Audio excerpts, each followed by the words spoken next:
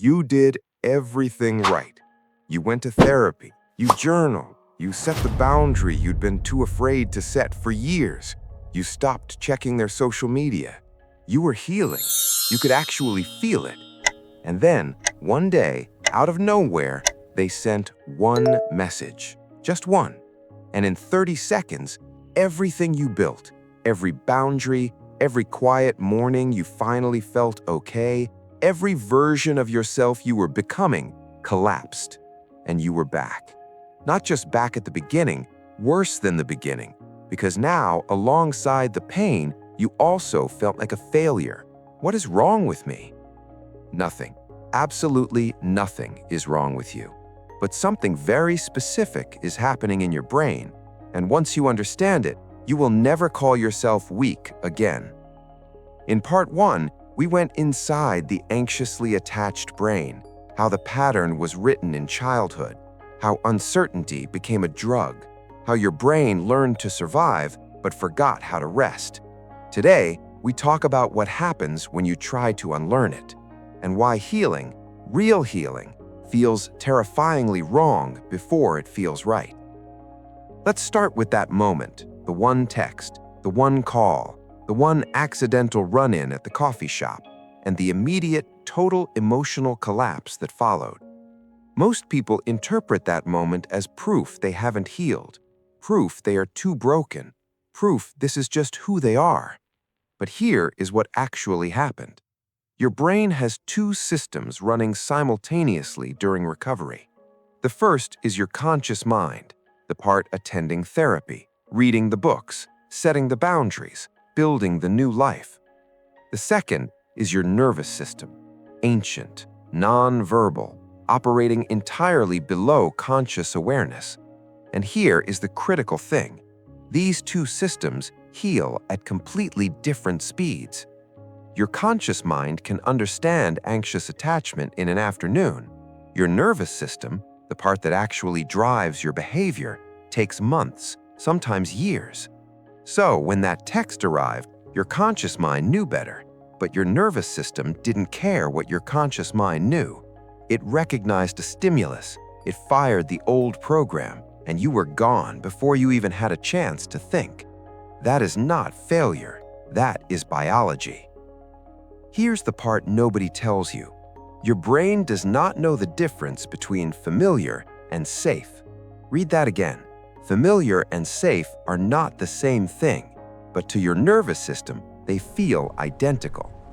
The anxious attachment pattern, as painful as it is known, predictable, familiar, and your brain at a very deep level prefers a familiar pain to an unfamiliar peace. This is not poetic. This is neuroscience. The brain is a prediction machine. Its primary job is not happiness. Its primary job is survival through pattern recognition. When you begin healing, when you start sitting with discomfort instead of chasing reassurance, when you let a stable, consistent person get close, your brain sounds an alarm. Not because something is wrong, because something is different. And different to a nervous system trained on chaos feels like danger. This is why the kind, available, emotionally consistent person feels suffocating, feels boring, feels wrong. Not because they are, because your brain has never learned to recognize safety as something worth staying for. The anxiety you feel in healthy love is your nervous system trying to pull you back to what it knows. Healing means staying when every old instinct is screaming, run. There's a concept in trauma therapy called the window of tolerance. Think of it as a zone. Inside the window, you can feel your emotions without being overwhelmed by them. You can have a difficult conversation without shutting down or exploding. You can sit with uncertainty without reaching for your phone. You can receive love without immediately questioning it. Outside the window, you either go up, hyperactivated, heart racing, obsessive thoughts, checking, seeking, clinging, or you go down, shut down, numb, disconnected, gone. For people with anxious attachment, the window is narrow. Not because they are weak, Because their nervous system was never taught how to regulate. Because as a child, when they were outside the window, no one consistently helped them back in. So they learned to manage it alone. And the managing, the constant internal effort of keeping yourself together, is exhausting in a way that's almost impossible to explain to someone who hasn't lived it. But here is the extraordinary thing about the window. It can grow. Every time you notice you are outside it and you find your way back without the old behaviors, without texting, checking, catastrophizing, the window gets slightly wider, not dramatically, quietly, almost invisibly, until one day you realize the thing that used to send you into free fall just made you uncomfortable for an hour. That is healing. Unglamorous, invisible, real. Recovery from anxious attachment is not a straight line. It looks like this: 3 good weeks, 1 terrible day, 2 good weeks, 1 text from them, 4 terrible days, then slowly back. And then one morning, you notice the gap between the bad days is getting longer. The good days are starting to feel normal instead of surprising. That is the actual shape of healing. But there are 2 things that derail people more than anything else. The first is shame. The moment you go back, reach out, check their profile, respond to the text, the inner voice arrives immediately. You're pathetic. You haven't changed. You never will. That voice is not truth. That voice is cortisol talking. Shame does not accelerate healing. It actively blocks it. Every study on behavioral change shows the same thing. Self-compassion after a setback predicts recovery. Self-criticism predicts relapse. When you slip, and you will slip, the question is not, why am I like this?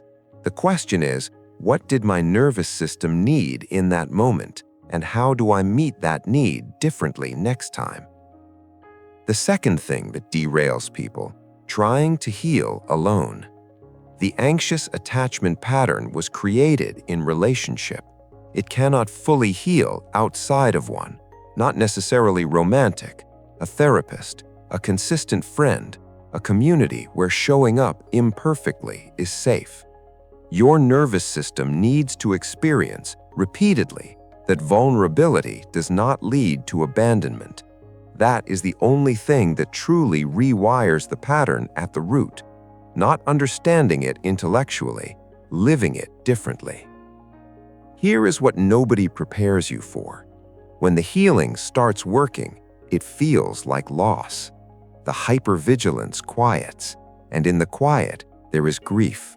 For the years spent scanning, for the relationships that couldn't survive the pattern, for the version of yourself that never got to just rest. When the dopamine loop starts breaking, stable love stops feeling flat and starts feeling warm. But that transition is uncomfortable, like eyes adjusting to light after a long time in the dark. When the window of tolerance widens, you will have a conversation that would have destroyed you 6 months ago, and you will be okay. Not perfect, not painless, okay. And okay, for someone who has never felt okay, is everything. Earned security is real. The research is unambiguous. People who grew up with anxious attachment, who did the work, who stayed in therapy, who chose consistent relationships even when they felt wrong, who practiced sitting with discomfort instead of escaping it, rewired their brains, measurably, verifiably, completely. Not into someone without wounds, into someone who knows where the wounds are and doesn't let them drive anymore. Here's what I want you to hear. The fact that one text sent you back doesn't mean you haven't healed. It means you are human, and healing is not a destination you arrive at. It is a practice you return to.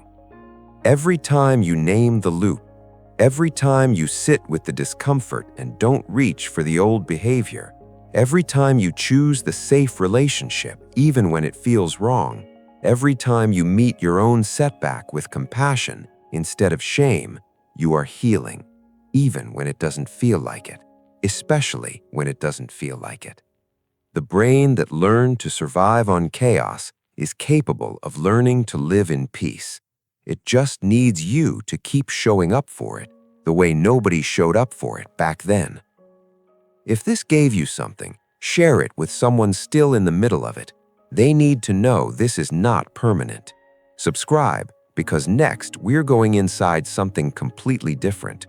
The trillions of tiny organisms living in your gut right now that may be quietly shaping your mood, your anxiety, and who you are. Your gut running your brain. That one is going to surprise you. Think deeper. Stay sovereign. See you in the next one.